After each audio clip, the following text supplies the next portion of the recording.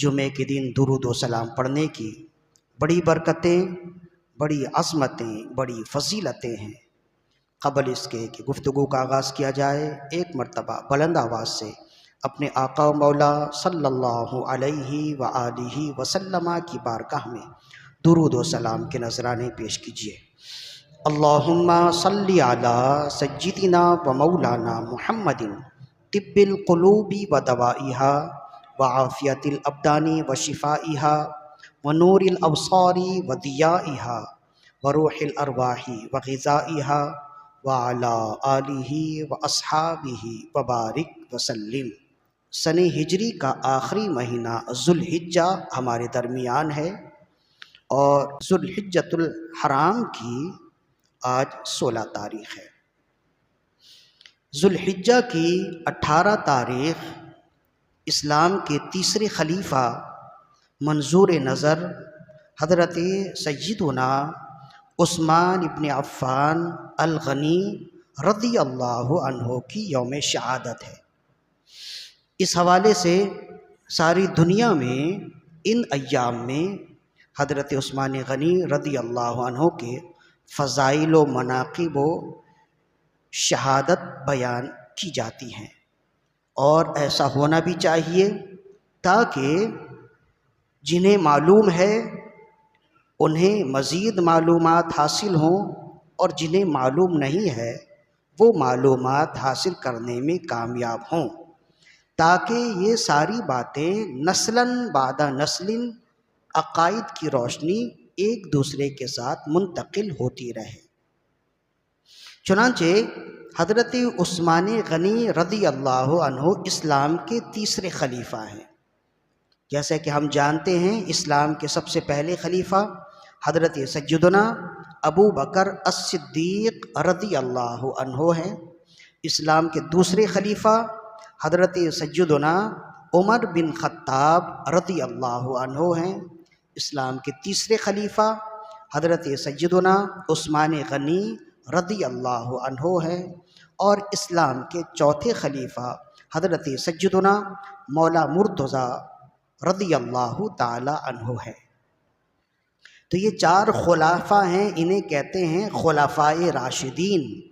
یہ رسول اللہ صلی اللہ علیہ وآلہ وسلم کے براہ راست خلیفہ ہیں، اور انہی 4 کا صدقہ ہے کہ آج اسلام ہم تک پہنچا ہے۔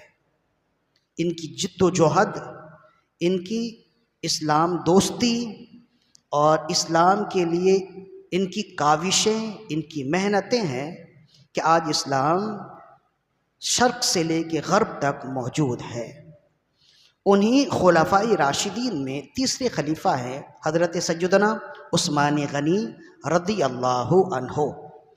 تو ذوالحجہ کی 18 تاریخ تھی جب آپ کو ظلماً شہید کیا گیا۔ ایک چیز ہے انفرادی فضیلت، جزوی فضیلت جسے کہتے ہیں، تو حضرت عثمان غنی رضی اللہ عنہ کی جزوی فضیلت نہیں بلکہ جزوی فضائل ہے، جو ایسے فضائل ہیں جن میں آپ کے مقابلے میں کوئی نہیں ہے۔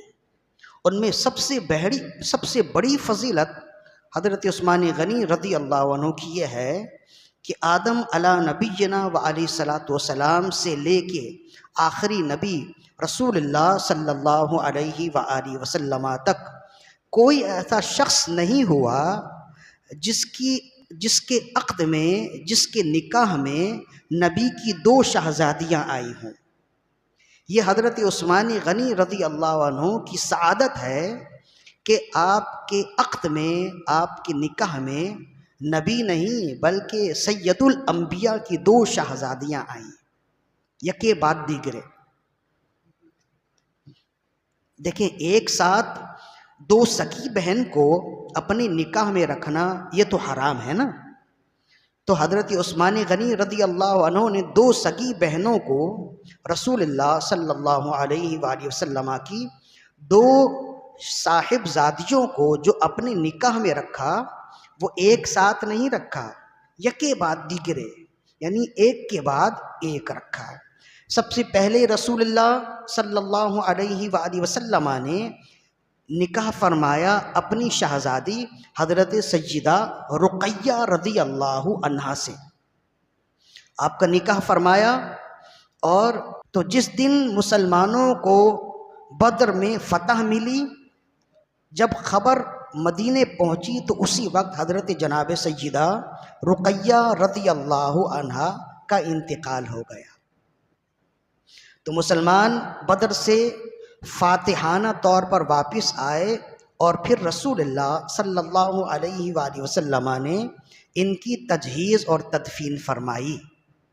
تو حضرت عثمان غنی رضی اللہ عنہ چونکہ جناب سیدہ رضی اللہ عنہا کی خدمت کی وجہ سے بدر نہ جا سکے، اور خود رسول اللہ صلی اللہ علیہ وآلہ وسلم نے آپ کو بدر جانے سے منع فرمایا تھا، اس وجہ سے جہاں بدری مجاہدین کو شمار کیا جاتا ہے نا، تو وہیں حضرت عثمان غنی کا بھی نام آتا ہے۔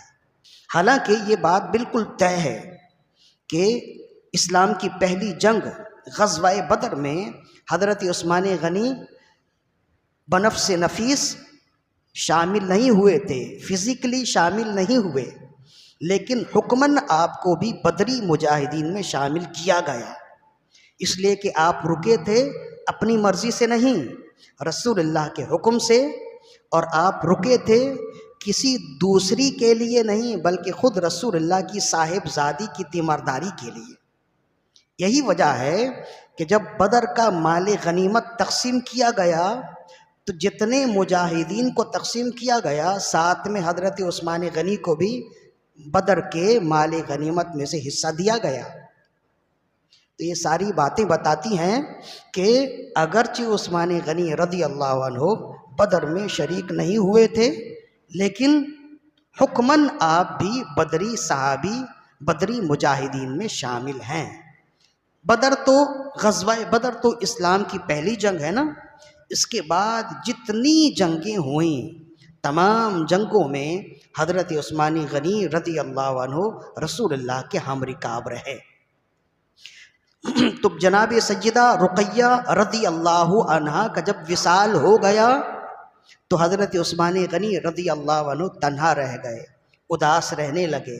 رسول اللہ صلی اللہ علیہ وآلہ وسلم نے جب ان کی تنہائی دیکھی، ان کی اداسی دیکھی، تو اپنی دوسری صاحبزادی، دوسری شہزادی جناب سیدہ ام کلثوم رضی اللہ عنہا سے آپ کا دوبارہ دوسرا عقد فرمایا، اور اسی جگہ آپ نے فرمایا کہ دو بیٹیاں کیا ہیں، اگر میری 40 بیٹیاں بھی ہوتیں عثمان غنی کے عقد میں دیتا، اگر انتقال ہوتی رہتی تو میں 40 بیٹیاں بھی عثمان غنی کے عقد میں دیتا۔ یہ ہے رسول اللہ صلی اللہ علیہ وآلہ وسلم کا منظور نظر ہونا، اور یہ ہے داماد ہونا۔ ہمارے ہاں تو اگر بیٹیوں کا نکاح کر دیں تو والدین اکثر کا حال یہ ہے کہ کہتے ہیں کہ ہم تو بیٹی دے کر پھنس گئے، ہمارا داماد اتنا نک چڑھا ہے کہ وہ تو سیدھے منہ بات ہی نہیں کرتا۔ تو بعض داماد ایسے ہوتے ہیں جو واقعی انسان کے بچے نہیں ہوتے، وہ جب اپنے سسرال آئے تو سمجھتے ہیں کہ وہ ایسی جگہ آئے ہوئے ہیں کہ سب سے اونچی جگہ انہیں بٹھانا ہے، اور سب سے عمدہ لباس انہیں پہنانا ہے، سب سے عمدہ غذا انہیں دینا ہے، جبکہ داماد کا حکم جو ہے نا وہ بیٹے کی طرح ہوتا ہے۔ جب کوئی شخص کسی گھر کا داماد ہو گیا تو وہ اس گھر کا ایک فرد ہو گیا، گھر کے فرد کے لیے تکلفات نہیں ہوتے ہیں، وہ جہاں چاہے بیٹھے، وہ اس کا گھر ہے، وہ جو چاہے کھائے، اس کا گھر ہے۔ جیسے گھر کے بیٹے ہوتے ہیں وہ جہاں چاہیں بیٹھ جائیں، جو چاہیں کھا لیں، پیاس لگے تو خود اٹھ کر پانی پی لیں، تو یہ گھر کے بیٹوں کا جو حال ہوتا ہے نا، جو حکم ہے گھر کے داماد کا وہی حکم ہے۔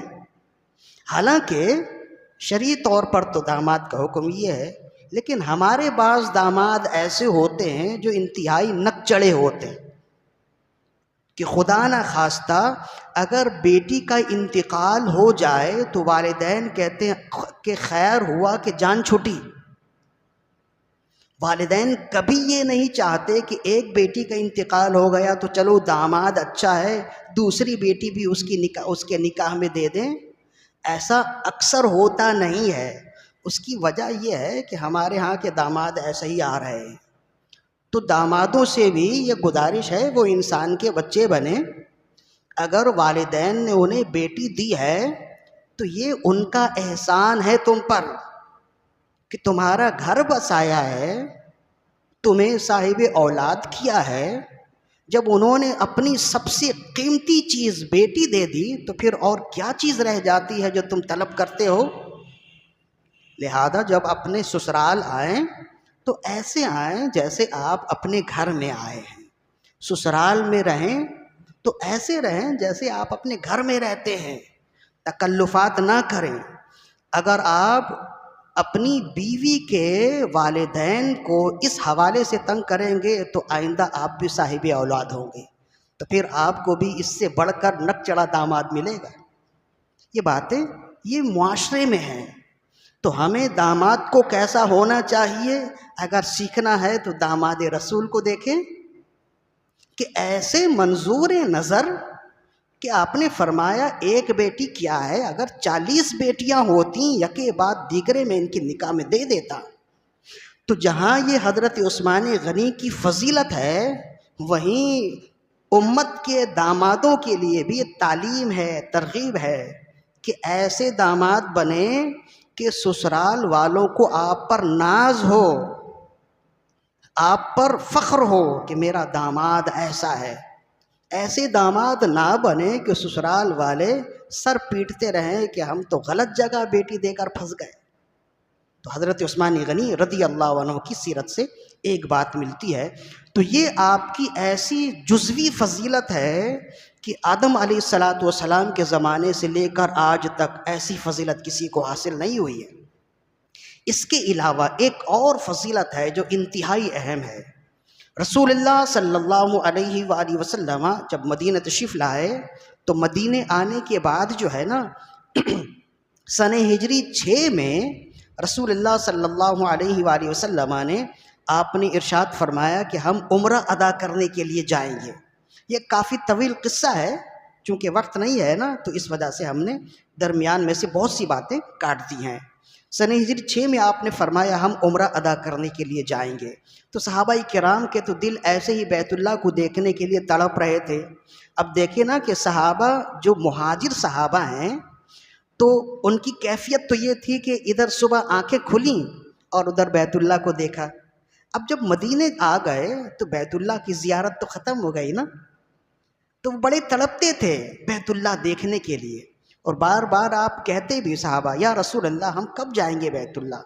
تو 6 ہجری میں یعنی ہجرت کے 6 سال کے بعد رسول اللہ نے فرمایا ہم بیت اللہ کی زیارت کے لیے جائیں گے، عمرہ ادا کرنے کے لیے جائیں گے۔ تو جب یہ بات چلی تو تمام صحابہ کرام میں خوشی کی لہر دوڑ گئی، اطراف کے بھی جتنے صحابہ تھے سب جمع ہونے لگے۔ 14 سے 1500 کی تعداد ہو گئی صحابہ کرام کی۔ سب نے احرام باندھ لیے، ہدی کا جانور جو قربانی کا جانور ہوتا ہے وہ ساتھ لیا اور پھر چلے۔ اب کسی کو معلوم نہیں تھا کہ ہم کیسے مکہ پہنچیں گے، کیسے عمرہ ادا کریں گے۔ چلتے ہوئے مکہ سے کچھ قریب کے فاصلے پر ایک جگہ ہے حدیبیہ، یہاں لوگ جاتے ہیں جو عمرہ ادا کرنے والے ہیں نا وہ وہاں جاتے ہیں، وہاں سے احرام باندھتے ہیں حدیبیہ۔ وہاں پہ جب آپ گئے تو آپ کی اونٹنی خود ہی بیٹھ گئی۔ تو جب آپ کی اونٹنی بیٹھی تو آپ نے فرمایا یہ بیٹھی نہیں ہے بیٹھائی گئی ہے، لہذا یہاں رک جاؤ۔ تو جتنے صحابہ تھے سب رک گئے۔ اب وہاں سے مکے والے اور رسول اللہ صلی اللہ علیہ وآلہ وسلم کے درمیان میں سفارتی معاملات ہونے لگے۔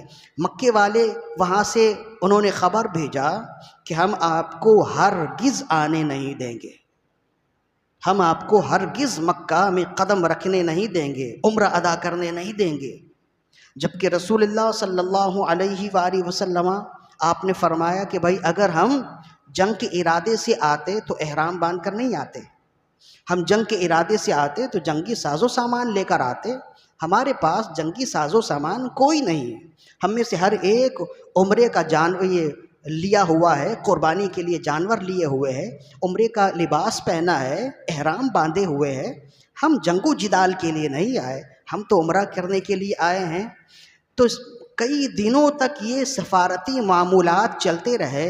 بالآخر رسول اللہ صلی اللہ علیہ وآلہ وسلم نے حضرت عثمان غنی رضی اللہ عنہ کو طلب فرمایا اور فرمایا کہ دیکھیں آپ کاروباری آدمی ہیں۔ حضرت عثمان غنی مکے میں بھی بڑے زبردست کاروباری تھے، اور آپ کا اثر و رسوخ مکے کے بڑے بڑے رؤسا کے درمیان تھا، بڑے لوگوں میں بات چیت تھی۔ اسی وجہ سے حضرت عثمان غنی رضی اللہ عنہ کو آپ نے منتخب فرمایا۔ آپ نے فرمایا دیکھیں مکے میں جتنے لوگ ہیں ان میں آپ کی رشتہ داری بھی ہے، اور کاروباری لین دین کی وجہ سے ہر ایک آپ کے مزاج سے بھی واقف ہے، ہر ایک آپ کا ادب و احترام بھی کرتا ہے۔ لہذا میرا حکم یہ ہے کہ آپ ہم سب کا پیغام لے کر، بالخصوص میرا پیغام لے کر جائیں، اور اہل مکہ سے کہیں کہ وہ ہمیں عمرہ کی ادائیگی کے لیے آنے دیں، ہم جنگ و جدال کے لیے نہیں آئے۔ حضرت عثمان غنی رضی اللہ عنہ نے جب رسول اللہ صلی اللہ علیہ وآلہ وسلم کا حکم سنا، آپ تیار ہوئے اور آپ مکہ کے لیے روانہ ہوئے۔ وہاں پہنچے تو وہاں کے لوگ چونکہ آپ کو جانتے تھے، حالانکہ دشمنی بڑی شدت سے چل رہی تھی۔ آپ یہ دیکھیں کہ ان 6 سالوں میں 2 تو بڑی جنگیں ہو چکی، غزوہ بدر اور غزوہ احد۔ یہ دونوں جنگیں مکے اور مدینے والوں کے درمیان میں ہوئی نا۔ ان جنگوں کی وجہ سے آپس میں بڑی نا اتفاقی، بڑی دشمنیاں تھیں۔ ان تمام دشمنیوں کے باوجود چونکہ حضرت عثمان غنی رضی اللہ عنہ ایک بڑے اثر و رسوخ رکھنے والے تھے، ایک بہت بھاری بھرکم شخصیت تھے، تو اہل مکہ میں یہ جرت نہیں ہوئی کہ وہ حضرت عثمان غنی رضی اللہ عنہ کو کوئی نقصان پہنچائیں۔ تو آپ نے ان سے گفتگو کی، انہوں نے کہا کہ آپ ٹھہریں اور ہم مشاورت کے بعد آپ کو جواب دیں گے۔ اسی اثنا میں رؤسائے قریش کہنے لگے کہ دیکھیں ہم آپ کی عادتوں سے واقف ہیں، ہم آپ کے اخلاق سے، اخلاص سے متاثر ہیں، اور ہمارا کاروباری لین دین آج سے نہیں ایک عرصہ سے آپ کے ساتھ ہے، تو ہمیں آپ سے بڑی ہمدردی ہے۔ اب جب آپ کسی وجہ سے آ ہی گئے ہیں تو یہ سامنے بیت اللہ ہے، آپ عمرہ ادا کر لیں، طواف کر لیں۔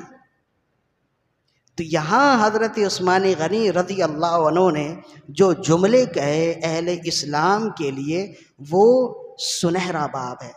آپ نے فرمایا واللہ لا اطوف حتی یطوف به رسول اللہ صلی اللہ علیہ وسلم، فرمایا اللہ کی قسم میں بیت اللہ کا طواف نہیں کروں گا جب تک رسول اللہ بیت اللہ کا طواف نہ کر لیں۔ یہ ہے ایمان۔ ہم جو کہتے ہیں نا کہ بیت اللہ کی بڑی عظمت ہے، اللہ اس کی عظمتیں ہمارے دلوں میں زیادہ کرے، بار بار بیت اللہ کی زیارت سے اللہ ہماری آنکھیں ٹھنڈی کرے، لیکن جب رسول اللہ کے مقابلے میں بیت اللہ آئے نا، جب رسول اللہ کے حکم کے مقابلے میں بیت اللہ آئے تو پھر جان رکھیے کچھ بھی نہیں ہے۔ اس لیے کہ بیت اللہ کو بیت اللہ ہم نے پہچانا کس کے ذریعے ہے؟ رسول اللہ صلی اللہ علیہ وآلہ وسلم کے ذریعے نا۔ آپ نے فرمایا یہ بیت اللہ ہے تو یہ بیت اللہ ہے۔ اگر آپ کسی دوسرے مکان کو کہہ دیتے بیت اللہ ہے تو ساری دنیا اسے بیت اللہ کہتی نا، تو مطلب یہ ہوا کہ بیت اللہ سے اللہ کا نبی نہیں ہے، اللہ کے نبی سے بیت اللہ ہے۔ جب تک رسول اللہ صلی اللہ علیہ وآلہ وسلم آپ نے فرمایا کہ مسجد اقصی بیت اللہ ہے تو سب وہیں رخ کر کے نماز پڑھتے رہے نا۔ اس وقت بیت اللہ کی طرف رخ کر کے نماز پڑھنا گناہ، کوئی اگر نماز پڑھے اس کی نماز نہیں ہوگی۔ لیکن جب رسول اللہ صلی اللہ علیہ وآلہ وسلم نے مسجد اقصی کا قبلہ منسوخ فرما دیا اور فرمایا اب اس طرف کوئی نماز نہ پڑھے، اب بیت اللہ کی طرف رخ کر کے نماز پڑھے تو اب بیت اللہ کی طرف رخ کر کے جو نماز پڑھے گا اس کی نماز ہوگی، بیت المقدس کی طرف رخ کر کے جو نماز پڑھے گا اس کی نماز نہیں ہوگی۔ تو کبھی بیت المقدس قبلہ ہے، کبھی بیت اللہ قبلہ ہے۔ تو یہ کیوں ہے؟ اس لیے کہ ہم قبلہ و کعبہ کو جانتے نہیں، ہم تو کعبہ ایمان کو جانتے ہیں۔ رسول اللہ نے جسے قبلہ کہہ دیا وہ قبلہ ہے۔ جب بھی کسی نے کہا نا 1000 کعبے 1000 سجدے نبی کے نقش قدم کے صدقے، وہ جس جگہ سے گزر گئے ہیں اسی کو کعبہ بنا کے چھوڑا۔ تو بیت اللہ کی عظمت بہت زیادہ ہے، لیکن رسول اللہ صلی اللہ علیہ وآلہ وسلم کی عظمت ان ساری چیزوں سے زیادہ ہے، عرش و کرسی سے زیادہ ہے۔ جبھی تو ہم کہتے ہیں نا کہ جنہوں نے بیت اللہ پہ قبضہ کیا ہوا ہے یہ ضروری نہیں ہے کہ وہ عاشق رسول بھی ہوں۔ دیکھنا یہ ہے کہ ان کے دل میں رسول اللہ کا ادب و احترام کتنا ہے۔ اگر بیت اللہ کا ادب ہے رسول اللہ کا ادب نہیں ہے تو وہ صفر ہے، اگرچہ بیت اللہ ان کے قبضے میں ہے۔ لیکن دنیا کے کسی بھی کونے میں کوئی معمولی سا شخص ہے لیکن اس کے دل میں رسول اللہ کا ادب ایسا ہے کہ وہ کہتا ہے کروں تیرے نام پہ جاں فدا، نہ بس ایک جاں دو جہاں فدا، دو جہاں سے بھی نہیں جی بھرا، کروں کیا کروڑوں جہاں نہیں، اللہ کی سرتاب قدم شان ہیں یہ، انسان نہیں انسان وہ انسان ہیں یہ۔ قرآن تو ایمان بتاتا ہے انہیں، ایمان یہ کہتا ہے میری جان ہے یہ۔ تو یہ جو عقیدہ دنیا کے کسی بھی کونے میں رکھنے والا شخص ہوگا نا، یہ یقین جانیے جس کے قبضے میں بیت اللہ ہے لیکن اللہ کے نبی کا ادب و احترام نہیں ہے، وہ شخص اس سے زیادہ اللہ کی نگاہ میں عزت والا ہوگا۔ تو حضرت عثمان غنی رضی اللہ عنہ نے صاف کہہ دیا بیت اللہ میرے سامنے ہے اور میں چاہتا ہوں کہ بیت اللہ کا طواف کر لوں، لیکن اللہ کے نبی کو چھوڑ کر میں طواف نہیں کروں گا۔ یہ ہے حضرت عثمان غنی رضی اللہ عنہ کا ایمان۔ اب رسول اللہ پر حضرت عثمان غنی کا اعتماد کیا ہے دیکھیں۔ اب تو وہ تو دور چلے گئے نا، حدیبیہ میں صحابہ موجود ہیں اور حضرت عثمان غنی مکہ پہنچ گئے، ادھر صحابہ کرام رسول اللہ کے درمیان موجود ہیں اور عرض کر رہے ہیں یا رسول اللہ عثمان غنی تو ہم سے بازی لے گئے، ہم سب یہاں احرام باندھے عمرہ کے منتظر ہیں، وہ تو وہاں گئے اور عمرہ بھی ادا کر لیں گے، وہ تو ہم سے بازی لے گئے۔ اس جگہ رسول اللہ نے فرمایا واللہ اللہ کی قسم عثمان اس وقت تک بیت اللہ کا طواف نہیں کریں گے جب تک میں ان کے ساتھ طواف نہ کر لوں۔ دیکھیں یہ ہے قلبی، دل کو دل سے راہ ہوتی ہے اسے کہتے ہیں۔ تو یہ ہے وفاداری جو اللہ کے رسول سے صحابہ کرام نے ادا فرمائی ہے، نبھائی ہے۔ ساری دنیا میں مسلمان جب تک ان وفاداریوں کے ساتھ تھے وہ سپر پاور تھے۔ جدید چیزوں سے یہ کامیابیاں یا غالبیت نہیں ملتی ہے، یہ مادی چیزیں ہیں۔ مسلمان جب بھی غالب رہے نا ان مادی چیزوں سے غالب نہیں رہے۔ آپ پوری تاریخ اسلام اٹھا کر دیکھ لیں، جب بھی مسلمانوں کی کسی سے جنگ ہوئی ہے مسلمانوں کی تعداد کم رہی اور مسلمانوں کے درمیان میں جنگی سامان کی تعداد بھی کم رہی ہے۔ خواہ وہ اسلام کا سب سے پہلا غزوہ ہے نا غزوہ بدر، اور سب سے آخری غزوہ ہے غزوہ تبوک۔ رسول اللہ صلی اللہ علیہ وآلہ وسلم نے کم و بیش 29 غزوات میں حصہ لیا ہے اپنی زندگی میں، مدنی زندگی میں۔ مکی زندگی میں تو کوئی جنگ ہوئی نہیں ہے نا۔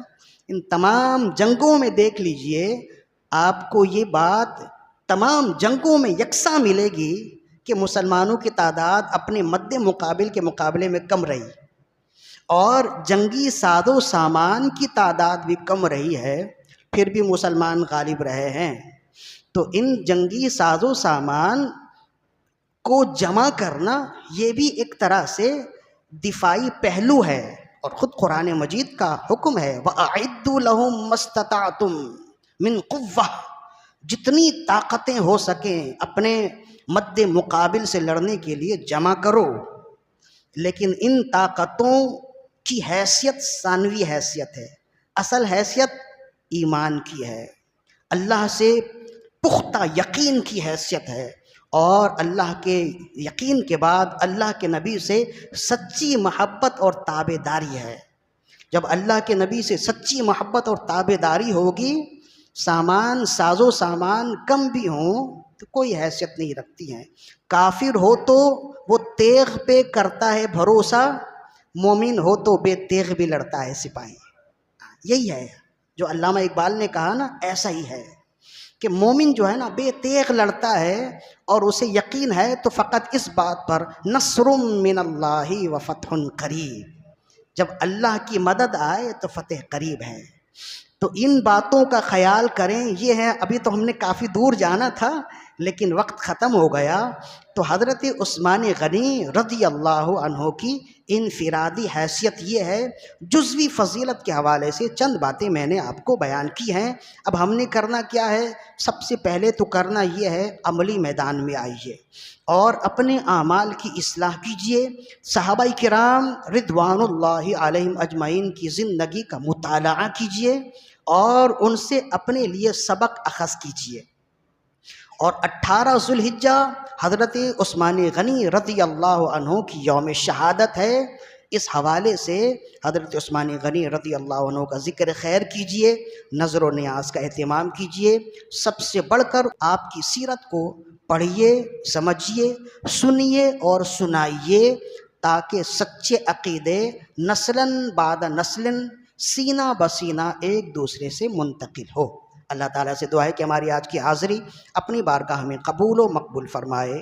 وما علینا الا البلاغ المبین۔